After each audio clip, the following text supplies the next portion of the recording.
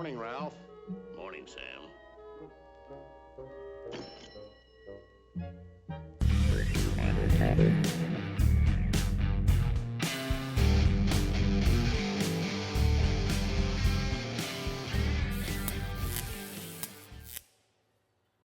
Hey, this is Paul Molinari, and we're clocking in with Morning Sam, Morning Ralph, the podcast for restaurant technology professionals. And we've got a really super cool show today. We've got Cristal The Hunter Craven that's going to be with us, and she's going to be giving us a masterclass on partnerships because let's face it, restaurants do not operate in a silo. It literally takes a village, as a few people have been known to say in our industry. Restaurants are using anywhere between 12 and 20 or more different technologies to run their operation. And all of these things have to work together in order to fulfill their promise. So Cristal, welcome to the show. I'm so psyched to have you here. Thank you. Happy to be here. And just a couple of words about Cristal's background, because she's a very modest woman, but I will toot her horn for her. She joined SynergySuite in 2022, bringing over 25 years of experience in the hospitality space. And she's done partnerships now her reputation precedes her. She is literally known as the person you go to for partnership advice and just figuring out ways in which to work together. So also, I should mention, she's the co-founder of Worth, the Women of Restaurant Technology and Hospitality. It's a big deal. Yeah. Thanks again, Cristal. Appreciate it. Thank you. Thanks for having me. I'm really happy to be here. This is exciting. I love talking about partnerships, my favorite topic. Well, that's awesome, man. I mean, listen, this is episode 20. And so it's been an incredible year for popcorn, just the simple fact that having been behind, marketing people have been behind the scenes all the time. It's always the partnership people and the sales people that are out there doing stuff. And I think now with podcasts and just the community in general now has more tools to kind of get together and ideate and share advice and and work together. So with that being the stage, let's talk about how you got into partnerships. I mean, how is it that it's so easy for you to connect with people? Oh, I always say that my job is actually to make friends and keep them because my title is kind of long. A lot of people don't understand what that means outside of our industry. Yeah. And I just think that's something that I've always been really passionate about. I grew up in a food family. My grandparents owned a Mexican food, spice, and chili company in East LA for 60 years. Oh, wow. And they supplied all of the restaurants in the greater LA region. And I spent a lot of my childhood going to visit their customers and just watching the way that my grandfather interacted with his customers, who are the restaurant owners, and just really how respectful and healthy that partnership was between them. And I had a lot of respect for that. Didn't expect to end up in the restaurant industry like most of us. One of my favorite things to do is talk origin stories, because how did you end up here? Yeah. No one said when I grow up, I want to be in restaurant tech, but yet here we always are. But yeah, I started out working in restaurants, managing and training, and then moved into restaurant tech when my kids were born and I couldn't stay up until 2 a.m. anymore. I had a husband in the military and was on my own a lot. So moved into restaurant tech, thought I'm going to be awesome at this. I use Aloha. I can sell it like a champ. Realized I knew absolutely nothing about the back end part of the technology. But 16, 17 years later, I kind of thought, try something new. POS was complicated. I thought, let's do something more complicated. Let's go to back office. Right. Why not?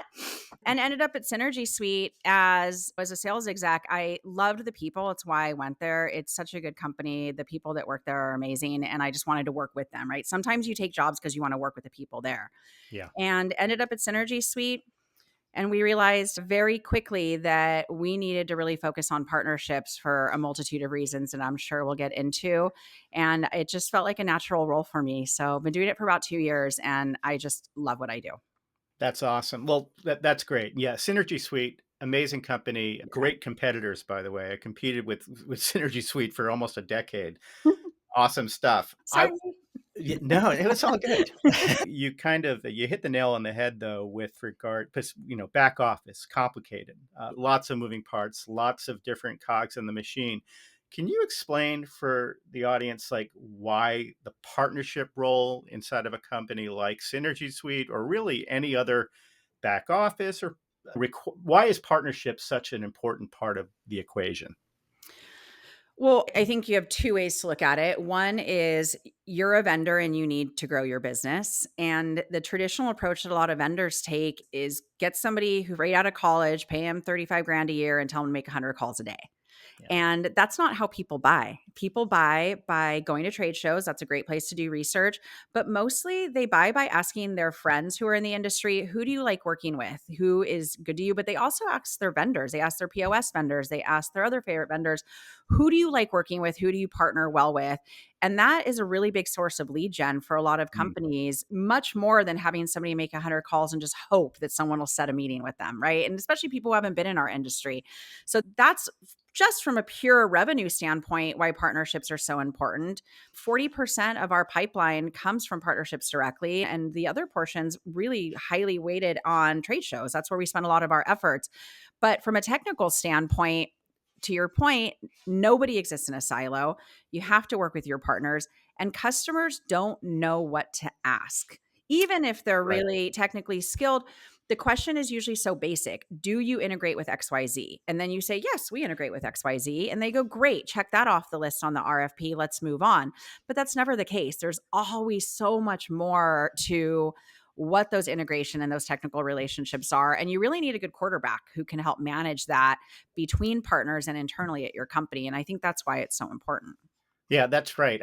The idea of having a quarterback that can help those conversations along too, right? I mean, and sometimes the partnership role I found is you may have a stronger partnership person on one technology side than on the other technology side. And you really need to rely, you start to, I think the brands will rely on whomever the strongest is to solve as many problems as they can. Well, what can you do about these other techs?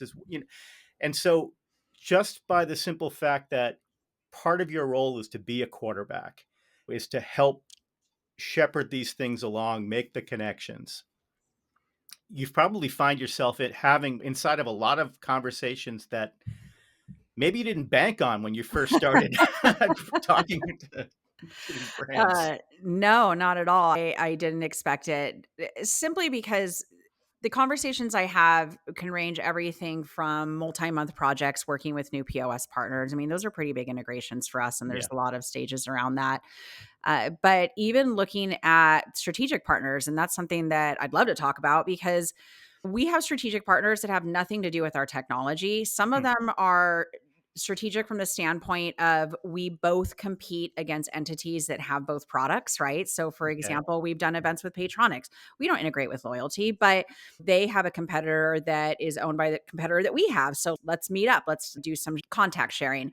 But also strategic partnerships in the sense of I never thought I would be partnering with companies that help resource manage for the brand specifically. So we can do everything we can to have a great product, have the right integrations, have right technical partnerships. But then what you find is a lot of brands are too busy to complete projects on their own. So partnering with companies that help resource management for brands, there's no technical relationship. They are just helping the brands get their projects finished faster was something that I never really expected to be a part of my ecosystem, but it's a Yeah. very strong part now.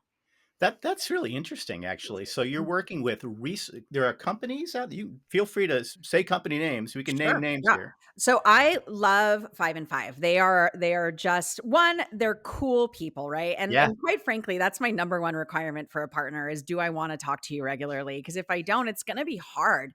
I don't have a good game face and you'll know.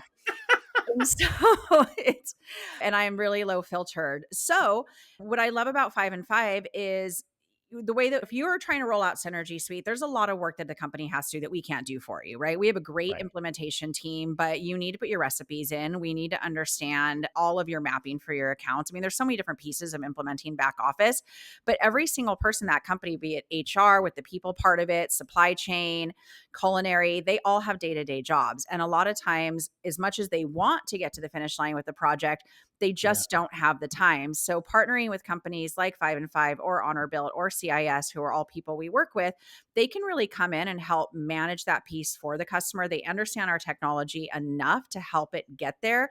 It's a lot more effective than hiring somebody to be in that role full And this is a time. relatively new trend, sorta, kinda, Yeah, isn't it? it really is. I mean, they've only been around, I think, 3 or 4 years, and their Yeah. growth has been exponential. And they started with loyalty. I mean, that was a big part of what they did, but it's just such a smart service. It's like we don't need more technology, we need more people to help us We nee implement it. Oh my god, from your lips to God's ears. I mean, that's really well, that you gotta give me something to do too. I like tech. I wanna keep Yeah. talking about tech, but you're right.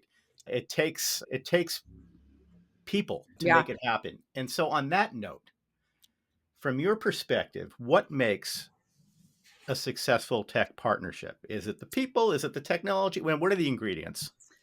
I was thinking about this the other day, and I wanna say something that's incredibly intelligent, and we Okay, I know you have it in you. use a lot of really big words, but bottom line is play nicely in the sandbox, don't bus chuck, don't make your problems the customer's problems.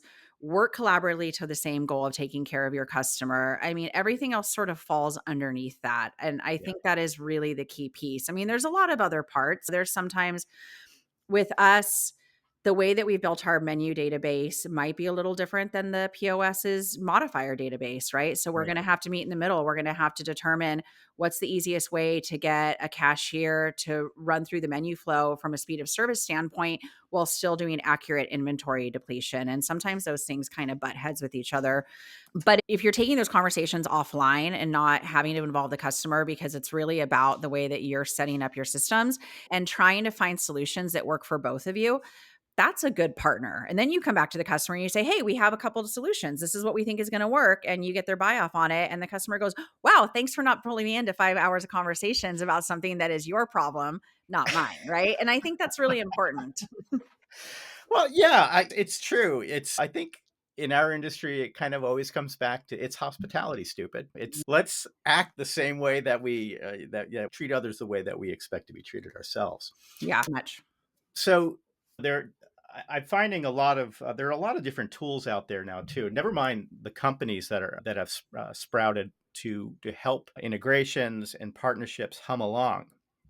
But now, do you find yourself inside of different what kind of tools are you using to communicate with vendors, with brands, with other partners? Are you inside of their Slack? Hmm.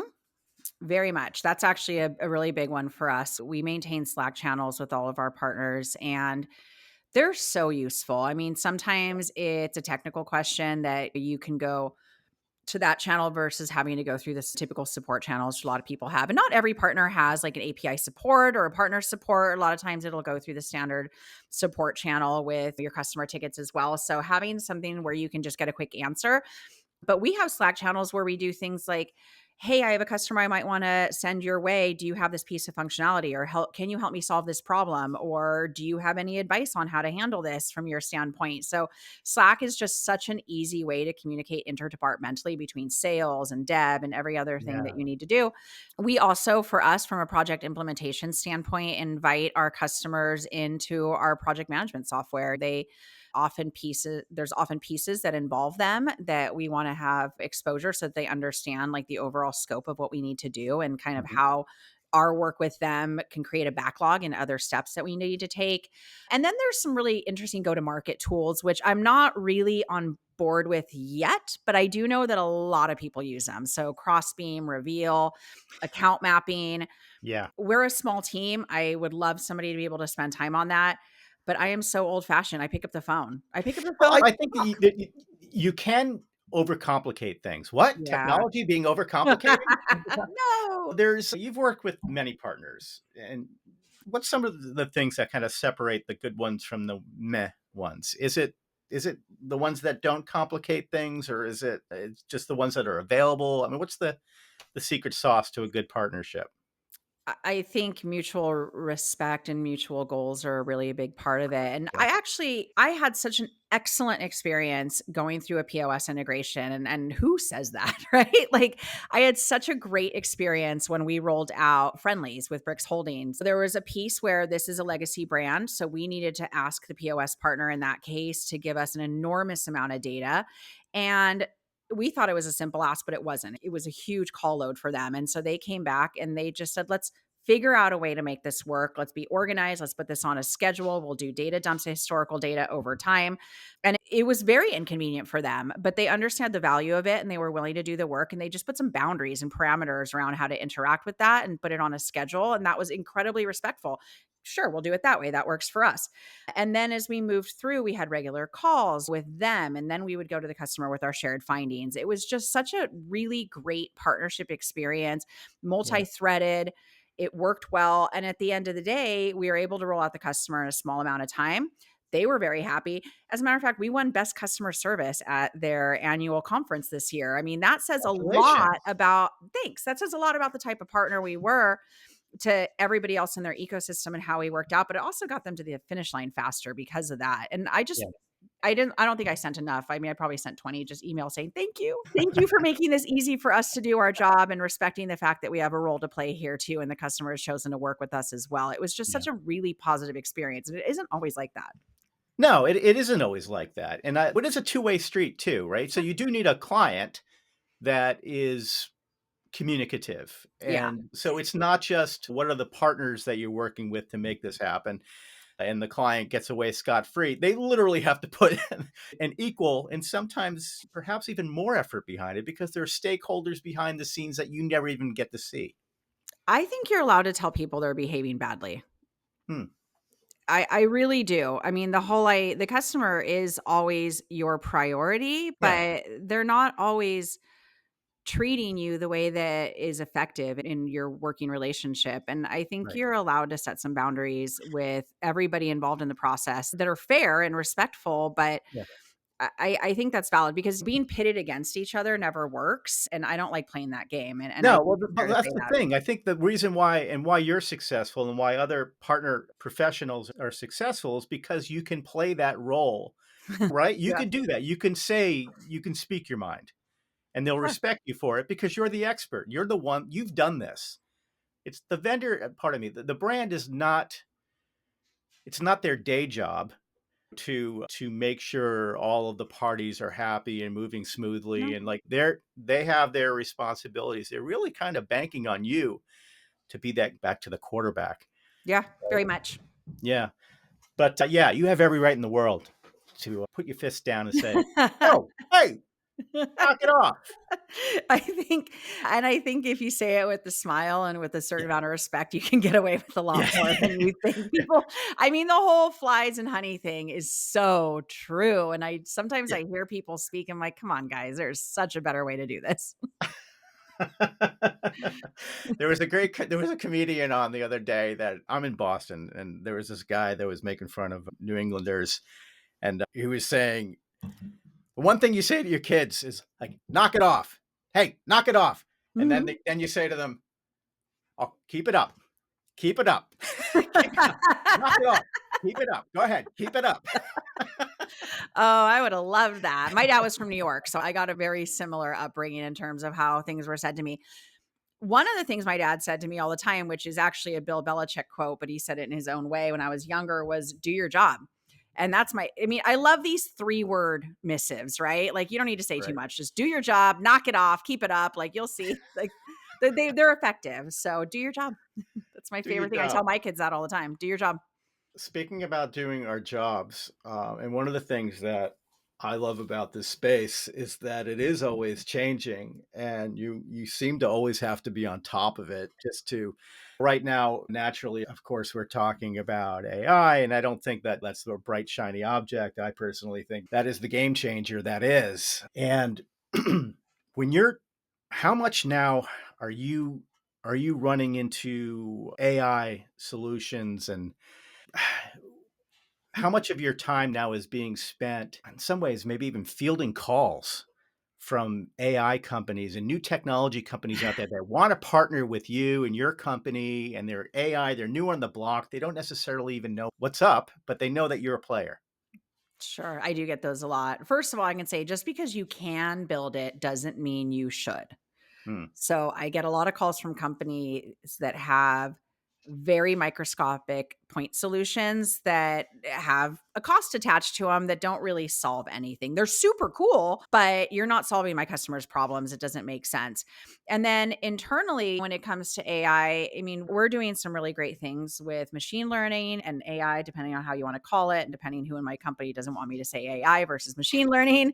Right. We're actually doing a webinar on this in January, but we're doing a lot with that. And our goal around utilizing that tool is to make operators' lives easier. Magic, right? Like, who thought that would be something they need? How can you make their day to day operations easier? And the companies that are out there utilizing new technology to do exactly that Hmm. genuinely make their lives easier. Not, hey, once you become a computer scientist and also a restaurant manager, you will then have an easier life 3 years from now. I'm talking about things that are like actionable. And now there's some really great stuff out there. There's also a lot of junk. There's also people who have no business using AI. Like, it's not something they need for their product. And we talk a lot about who we should partner with. We have some new partners specifically in that area. And with the number one goal, is as easily adoptable. Do you make a manager's life easier? Does it make the business more profitable? And those are pretty easy parameters for us when we determine who we're partnering with and what products we want to bring to market ourselves. Yeah, I like that. I think that if you're thinking about for companies trying to break into this space, you really kind of have to answer those core questions, right? Yeah. And then prove to companies like yours and others in the space that play significant roles inside of a restaurant stack. What do they bring to the equation where, yeah, of course, the vendor benefits, pardon me, the brand benefits. How do we benefit as well? And is there a path forward where we can be doing even more together in the future? I was wondering, one of the things that looking on some of our show notes today. Oh. Yeah. No, well, we like to talk about trends here. Trends Mhm. are an important part of the technology conversation. And there are trends inside of technology partnerships too. And Yeah. in 3 to 5 years, right? That's like a lifetime from now. But are there any trends in restaurant tech partnerships that you see playing a key role in how things shape up?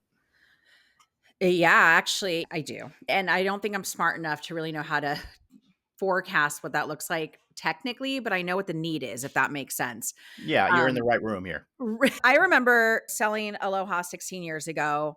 We had a set of products that you could use, right? You could use our loyalty or our gift card program. And if you were an enterprise, you had a couple different tools. And we rolled out some more over the years. But then we had integrations that we built early on with the early players in the game, right? So, and the integrations were built for them. And if anybody new wanted to integrate with us, they could spend 25,000 on SDK kit, right? And then you'd go through the whole Oh, process. Yeah, this is a thing. Right. And so we had a lot of calls all the time. Hey, we're this new product. Hey, we're building apps because that wasn't a thing yet. Great, buy an SDK. All of that went the wayside once you started looking at cloud based systems with SaaS, right? So now you're looking at cloud, but you're looking at a monthly cost. And now you have APIs being kind of the norm. And now you have open APIs and now you have better APIs. And so I think we've done a really good job of allowing our technology partners to work with each other. And now the trend is monetization of APIs, which I'm not a huge fan with, but I understand the business need of it, right? APIs are expensive to maintain and build and support over time. But it would be so wait, nice. so certain vendors are charging now for access to Oh, the APIs? like so many. We don't, by the way, but so many, so many. But what the problem is if you're monetizing your API, you have multiple vendors utilizing, that's a great revenue stream for you, but as it gets passed on to the customer, it just increases spend overall. And the problem with the restaurant industry is that our margins are so low, right? I mean, I have family members that work in aerospace, that work in healthcare, and they are just renting money for development. They have great technology. And they're always like, oh, your technology is so old. And I'm like, nobody wants to pay for it. Like, I don't know what you want me to say. You get what you pay for. But I think the way that we exchange data between companies, there's something coming next, right? I mean, just APIs, because it just gets messy and clunky, to your point, with people having 12 to 15. And I think a better way of managing data distribution um, is on the horizon. I think Omnivore tried, right? They tried to Yep. be that middleware, they tried to be that integrator, and there was a very big need for that because they were really responding to legacy systems and what needed to be done within legacy systems, and it just wasn't needed anymore, but the idea was right? Like, can you have sort of this centralized middleware marketplace for data exchange and easier integration? And right now, everything's just a one-off, right? You integrate with them, you integrate with them, you integrate with them. It'd be great to have some sort of like awesome little bubble of data that makes it very easy and very fast for everyone to integrate and exchange data in and out. And I'm waiting for Maybe somebody to AI make will be that. part of that. Maybe it'd be great. I mean, what if I could just go to that when I'm onboarding a new customer and like easily pull clean, scrubbed historical data for the last 5 years for that customer so we could do good analysis? What if I could just interact I mean, who's going to host it? Who's going to own it? Who's going to build it? I don't know. I'm just talking magic. But if we have something like that, it would be amazing. What if every single payroll company that starts with Paychex, Paycom, Paylocity, PayPay could very easily integrate with us for HR sync and time data without us having to build everything as a one-off? That is what I want to see next. Somebody go build it for me, please. I love it. I love it. And I love and this is why, as a back office, back of house company like SynergySuite, your world is crazy. Accounting systems, and it's just like all over the place. Everybody needs to Mhm. connect. And Yeah. so, yeah, it can get nuts. All right, we're going to take a quick break. This has been awesome. When we get back, Crystal's going to debunk some myths for us. Uh-oh. So we'll be back in two shakes. Thanks. And welcome back to Morning Sam, Morning Ralph, the podcast for restaurant technology professionals. Today, I'm with Cristal Craven. She is an absolute machine when it comes to partnerships. She's teaching us a master class here, folks. I hope you're getting as much out of it as I am. All right, we come to the part of the show that's my favorite part, and that is hate to tell you, but. And this is an opportunity for you, Cristal, to bust a myth, bust a misconception, right or wrong. Yes. I mean, I deal with this all the time, right? And I also get calls asking, like, how do I build a partnership program? How do I build a partnership team? And here's the things that don't work. So stop doing them. Don't hire as many BDRs. Like, invest in your partnerships and invest in those relationships, whether it is having like a really great technical relationship or working on combined thought leadership, go to market, do events together, like make friends and keep them. Do that. Stop hiring people to make 100 calls. I had one of my BDRs when we still had a BDR team get the CEO of a large company on the phone and the guy tore him to pieces. Oh, It's not a good strategy. Stop talking about spiffs. I understand the value of them, trust me. However, I am not going to make a partnership with you so that my sales reps can make an extra $150 every time they recommend the wrong product to the wrong person. If there is a value in it, it makes sense. If there's a rev share in it, but don't lead with that. I mean, it's sloppy. Don't lead with that. It doesn't come off well. Like, talk about right. how we can invest in each other. And if there's a reason to like give each other a little pat on the back for making a referral, awesome. But don't make that the reason you do it. So stop with the spiffs. I'm so tired of those conversations. Ask yourselves if you need to build or if you need to partner. It is probably just as hard to do one or the other.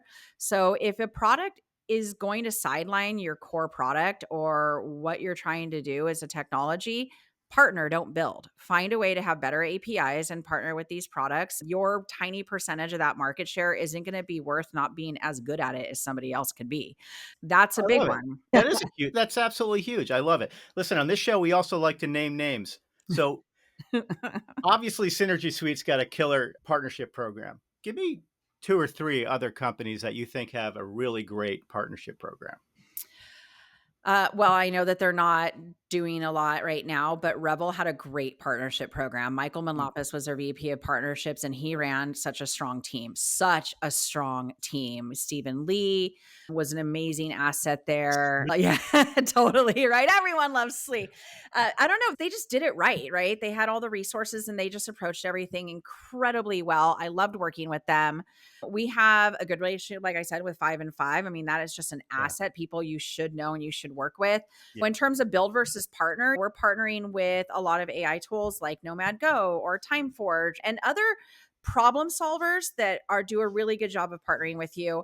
Q has been a wonderful partner to us. I mean, we started out with our first really large enterprise client together and built a lot. So almost like we grew up together a little bit. And they have just done such amazing things, but they really think of us and we obviously think of them. Against shared Slack channel, resources, go to market. That's a really big part of it. So those are the people that I interact with on a regular basis that I just really love spending time Yeah. with because I think they do a great job. And then there's some really great people that I just know personally at par. So maybe not the larger part of the partnership structure, but just the people that I'm able to work with that do the kind of things I want. They're good people. They do the right thing for the customer. Dan Costello is one of my favorite people on the planet. I think he's just an Yeah. amazing guy. And these are just great Um, people to partner with. Even just if you're yeah. seeking advice, they're very willing to provide, to give up some of their time to be resources, right? And they'll never do you dirty. Yeah. That's, Oh, I mean, I like that. that's Although I like to be done dirty every once in a while. No, just kidding. All right. not in business. And then another thing with tech partners in terms of what they're not doing right is stop doing all your marketing by yourself. Do combine thought leadership, do go to market strategies, do combine case studies. Like stop How about existing all right, in all this right. silo. Let me get on my thing. How about Okay, do go. something different for Christ's sake? Can we do something different? I Let's do something different, people. Yeah, I mean, stop just thinking about yourself. Stop thinking about yourself. Stop being so selfish. Like, work with your partners and be good partners and like tell everybody that you're great partners to each other because that's what your buyers want to hear is that you are good partners to each other. They want to do business with that. So, those are some of my very passionate ideas about how to be a good partner and what people who are building a new program can do differently. Terrific. And I think on that note, why don't we close this out with, can you just tell us how can, so for all of these other vendors alike, how do they get in touch with you? How do they learn more about SynergySuite? Tell us how we can find you. Well, we embody an incredibly easy nomenclature. So everything's first dot last name at SynergySuite. So you can always reach out to me. I mean, LinkedIn is always a hub. And then go to our website, synergysuite.com. There's some great information on there about who we partner with, first of all, our partner page, but also what we do. I mean, we are comprehensive back of house platform. So you're looking to streamline your operations, have less language and technology and logins and new products that need to be learned to run your back office from inventory to labor to analytics, cash management, HACCP and food safety. We're a really great product for that and have some pretty exciting things coming out in 2025 for our roadmap. And again, we give great customer service. We have the award to prove it. So if you're looking for a company that's going to treat you well, that you need that technology for your back office, come talk to us. We would love to be friends. Beautiful. All right. Cristal, this has been fantastic. Everybody, if you enjoyed this episode, I plead with you, make sure that you subscribe. Find us on Spotify, iHeart, Amazon, YouTube, wherever you get your podcast fix. Tell your friends in the restaurant industry. This is Morning Sam, Morning Ralph. We are clocking out. Thanks, Cristal. Thanks.